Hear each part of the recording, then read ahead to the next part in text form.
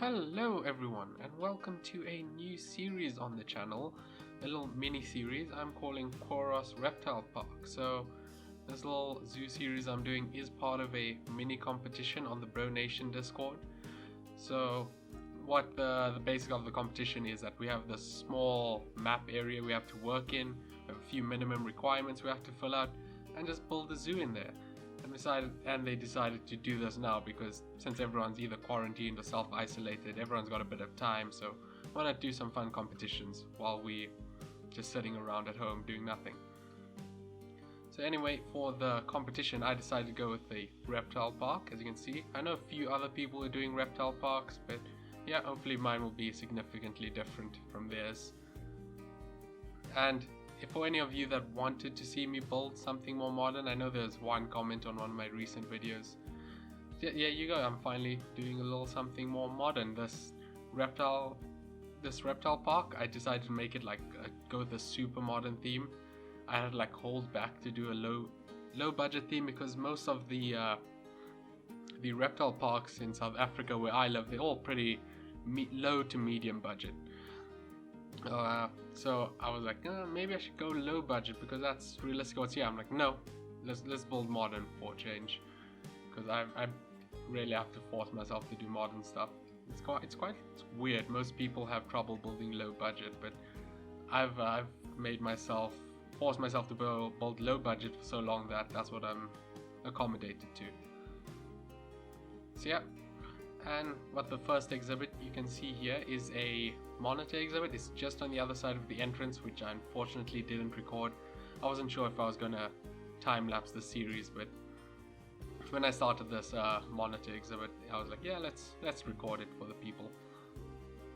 So I know it's technically in-game it's a Nile monitor, but I'm just gonna pretend it's a rock monitor for the sake of this park, since the exhibit I'm building is well suited for rock monitors. It doesn't have major water sources like you would need for Nile monitors.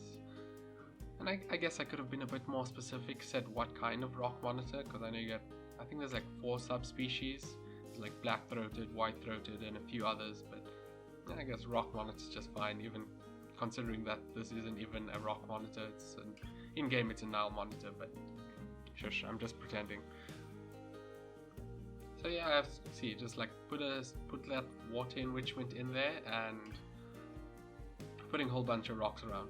One of the requirements, or not requirements, but the freedoms we have in the competition is that we can turn off animal welfare. Everything else has to stay on, but we can turn off animal welfare, so I can build this exhibit that does not match the in-game needs of the monitor.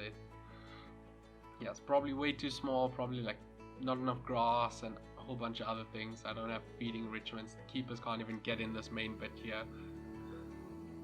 But no welfare, so I don't have to worry about that. I can build something that looks pretty and doesn't agree with the game. Other requirements of the competition, I believe, is so you have to have 2 habitats. So we got 1 in now. I do plan having another 2. I think 1 for tortoises, 1 for crocodiles, the saltwater crocodiles. And then you have to have 1 exhibit, which I do have. I think later on in the time-lapse you'll see me build. I have 4 iguanas, but I do want to build 1 big old reptile house, and I think that will be the final episode. And I'll have a bunch of exhibits and probably some custom ones that are empty as well. And then we have to have 2 food stalls, so I do plan on building a restaurant. Not this episode, probably the next one. I think next episode I'll do tortoises and a restaurant. And toilet, which I do have in. We'll build that later. But now you can see I'm working on this building right next to the entrance. You can catch a little glimpse of the entrance area. I will have a walkthrough afterwards so you can better see everything. This building here is supposed to be a little gift shop / exit, so kind of force people to exit through the gift shop, kind of force you to look at our goods and buy our stuff. That's what a lot of places do, you know. Go exit through the gift shop, kind of forcing their merch on you. So anyway, the architectural style, I kind of inspired by the Woodland Park Zoo. I'm not sure where it's based, but it has quite a distinct entrance area. Very like Yeah, it's quite unique, very super modern entrance area. I remember in Zoo Tycoon 2 back in the day, one of the building sets I believe was based on the theming of the entrance area. So yeah, I was just looking around for ideas to build in, and I saw that. I'm like, oh, why not? Let's go with that. It's been a while since I've used that, because in Zoo Tycoon 2 it was one of the main building sets you used to play with. It was obviously modded in, but yeah. So now I was like, oh, it's been a while, let's have it a go. So this is based on that. It's not, you can't like really see it, I think, if you look at this, but there are bits of details here and there where you can tell I took inspiration from. Also building a big side door on the side of the gift shop. As you can see, I'm doing this this idea where I have the glass panels looking like it's closed, and later I move all of them so they become open. So I don't do interior of the gift shop. Interiors really don't translate well to time lapse. I don't think so. It's like you're moving the camera a little bit all over the place.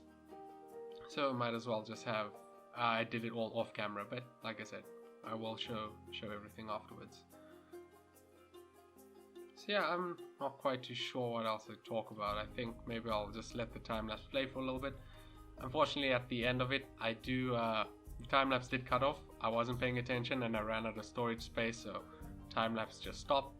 But I guess that's fine, because that's where I just about started doing interior stuff, and the camera was a bit more all over the place, like just zooming around everywhere. It's just kind of doing that now.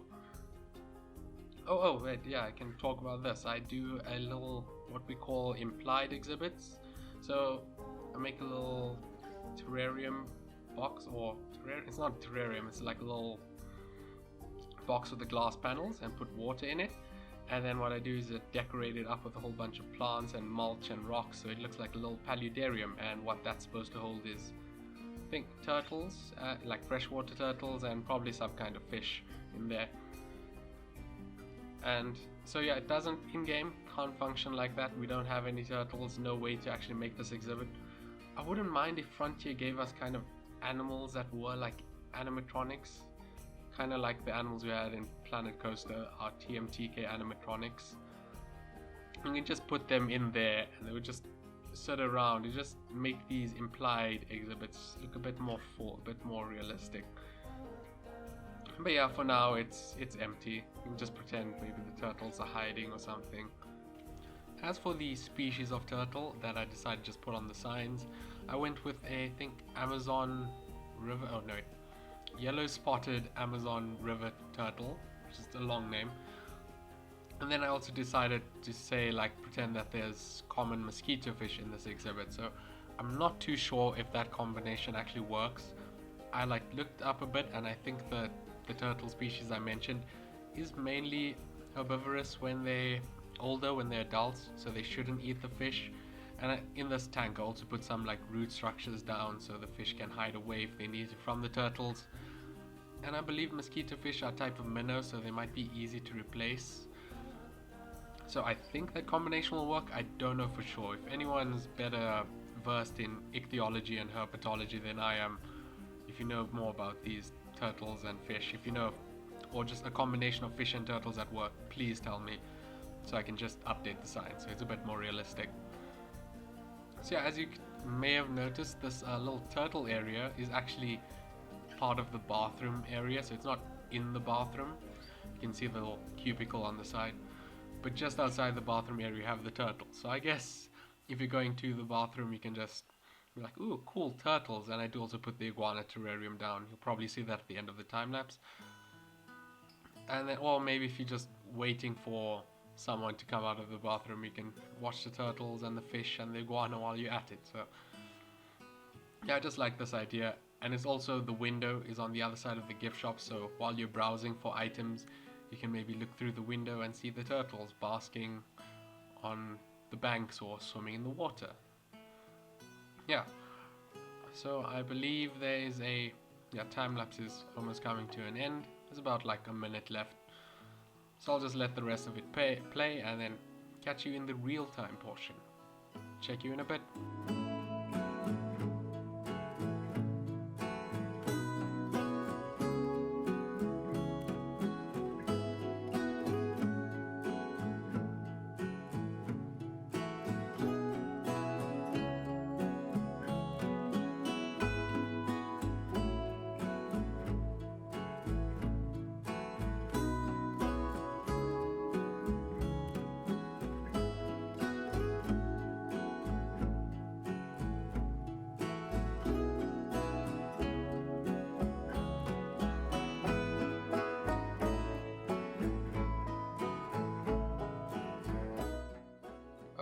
Okay, so welcome to the walkthrough portion of the video, and before we start showing anything, I just want to say that all this stuff outside here that you're seeing right now is not made by me. This was all made by a guy on BroNation called Simtanic8. And so this little river, all this trees, is all made by him for the competition. This little BroNation logo and this entrance building here, all made for the competition. Oh, and the backstage area. So yeah, we're not allowed to touch the backstage area. That's one of the things you have to keep, as well as the entrance area and this fence. So everything we build has to be inside this fence. So you can see I've been doing some planning stuff going on there. But anyway, yeah, now let's just go and see the stuff we've made, or I've made. So yeah, first thing we greeted in when we come up is our sign showing us Quaros Reptile Park and a big old skull, a big old crocodilian skull. So this is a skull of Sarcosuchus, an extinct member of the crocodilian family, or closely related to the crocodilian family. Not quite too sure. Yeah, I'm not going to take 100% of the credit for the skull, because what I did use is I used a blueprint by Carlos G7, and what he made was these awesome prehistoric animal skeletons. And what I took is I took the Spinosaurus, I took its head and modified it so it looks like the Sarcosuchus, because they both have, their skulls are like similar, narrow crocodilian jaws. So yeah, I was able to utilize his for that. So he did most of the heavy lifting. Go check that out in the Steam Workshop. I just modified it for my own needs.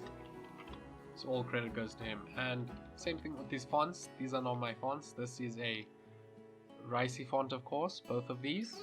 This one I modified a bit, the colors to be able to suit a reptile park. So you have the blues and the greens.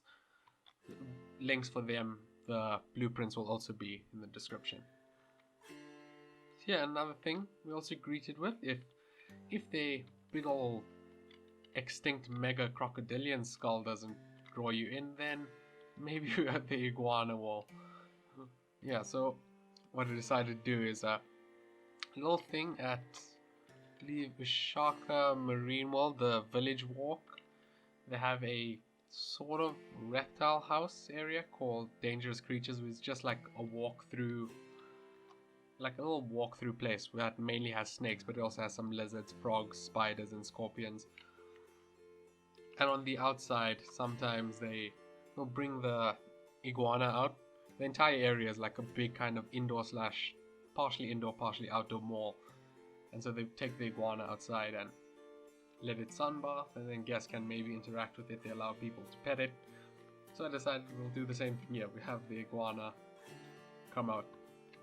But yeah, a few other details in this entrance area. I do have some signs up, so reptile show times, and so this is like if you have crocodile feeding, or I'll have a stage for snake and lizard shows and all those other cool things that reptile parks have.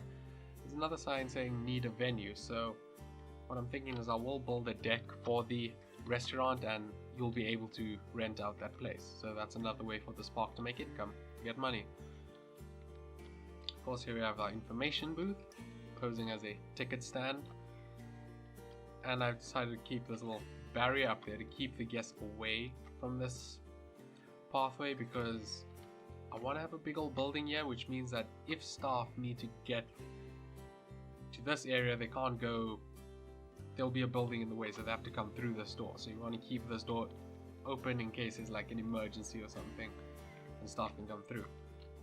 Also, I have a subtle no entry sign, so in case the door is open because staff are moving stuff through, guests will know, oh, can't go in there, no entry. This is staff only. And there's a staff path underneath here.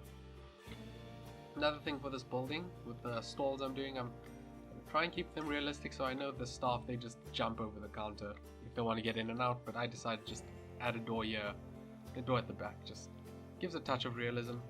Game doesn't care about it, but I do. So yeah, now we can move on through the entrance. So pathway is not done. Once I build everything, I'll figure out how to put the paths in. Yeah, we come up to our first animal, I guess, if you don't count our art-shaped iguana chilling in the front. Oh, Nile rock, quote-unquote Nile monitor, rock/rock monitor.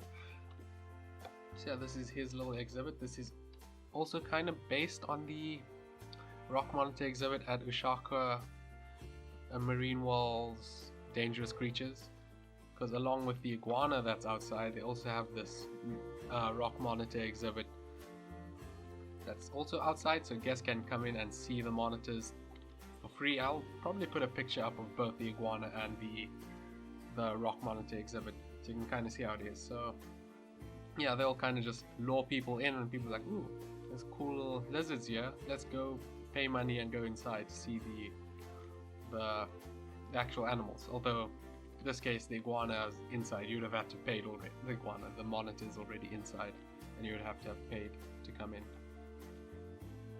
But yeah, cool exhibit. I put tons of these small rocks, and these are just one of the game's bigger rocks, and you just put the tip in, and I just put lots of them, so it looks like there's a whole big rock field, some scattered away there, so they're just at the edges.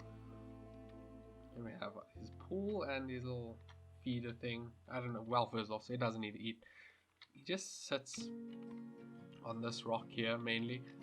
I was hoping they would sit on this rock, because that rock is shaded most of the time, while throughout the day you can see this rock gets lots of sunlight, so it makes sense it would sunbath there. I was also hoping you would kind of sleep inside here, because I have bedding, but kind of ignore that. I also have a heat lamp. But I guess at night they would bring the monitors in here, and yeah, they'll sleep there. And we have our sign also on the little night room box thing. It just gives the box a bit more interest. And keepers can actually put the monitors in. They will. Let me actually get a monitor to show you how it works. Okay, so there's a vet bringing in the monitor, and the vet will just dump them in this rock here. But don't worry, they won't get boxed up. Eventually this monitor will be pushed out to this little night room area and then be part of the exhibit. And this wall height, I think, should be fine. Like, I approximated it roughly on the Ushaka Marine Walls. I have no idea what the hell's going on here. Okay, apparently this vet thinks an owl monitor's sick and got stuck on the roof. Oh, no, there we go.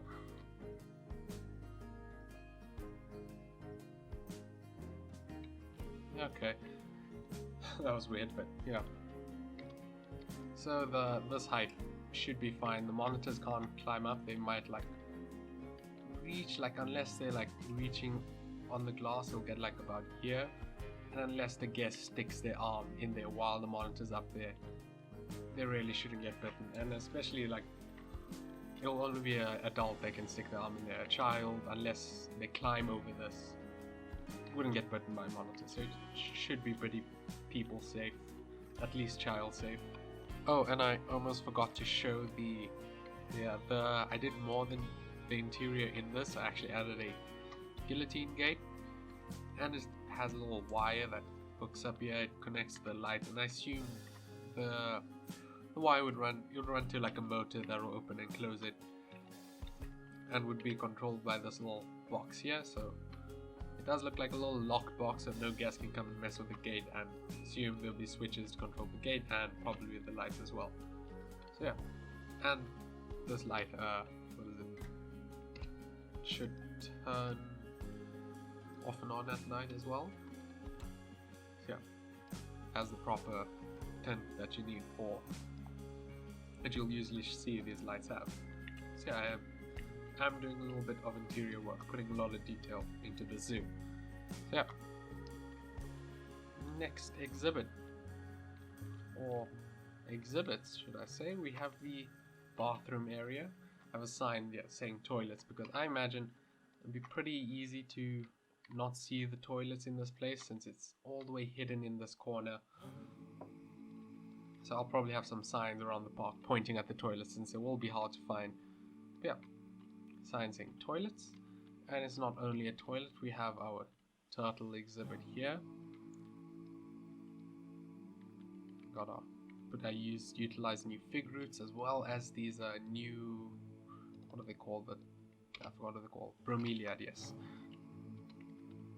Yeah, and I also put like a little heat lamp on here dangling from the ceiling, so the turtles will come and bask on this log, I hope. Well, that's the idea.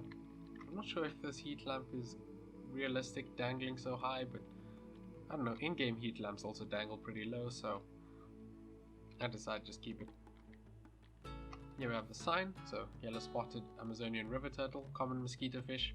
Again, I'm not sure if this combo works. I imagine the mosquito fish, if they need to escape from the turtles, they can hide in those roots. Plenty of space, the turtles can't reach them, so I'm hoping that's the case.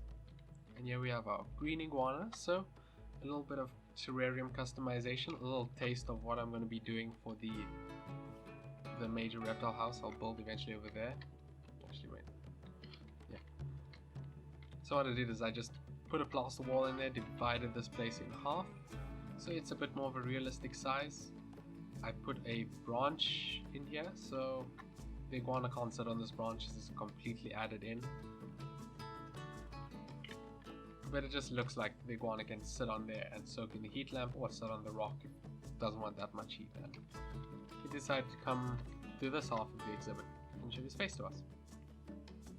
This is cool. Yes. Yes. Yes. Correct. Well done.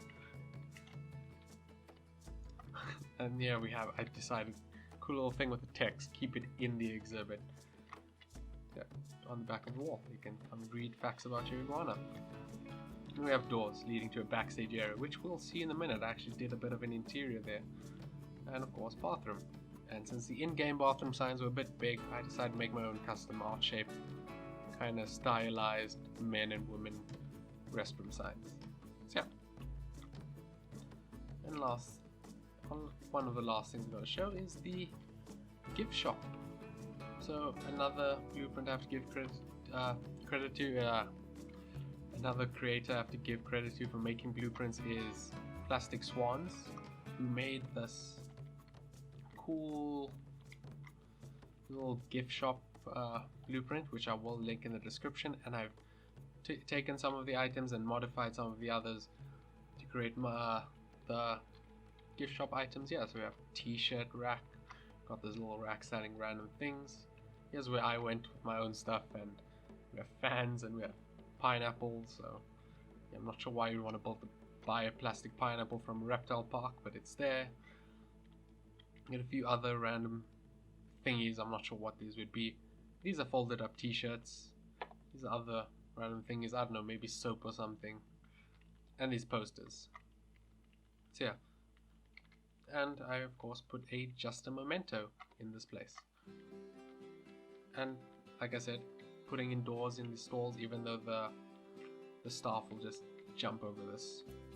But yeah, it looks a bit more realistic.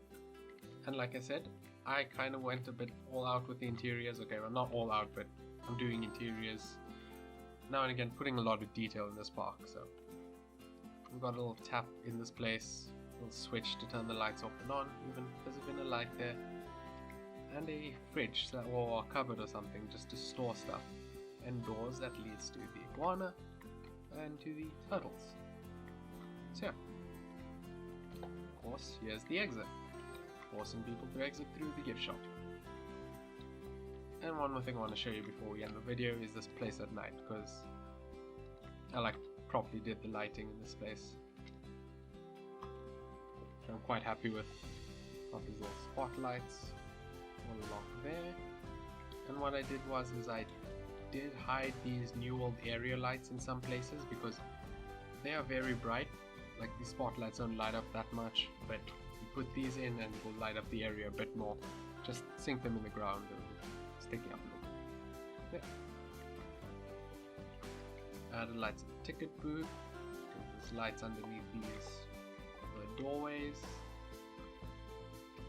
No light by the monitor exhibit, since I figured, well, you wouldn't really need lights here. I imagine maybe you have a party or something in the venue late at night, then maybe you need lights, but since the monitors will always be, well, at night they would be indoors. You would take them inside and lock them up, so you wouldn't need lights here to see them anyway.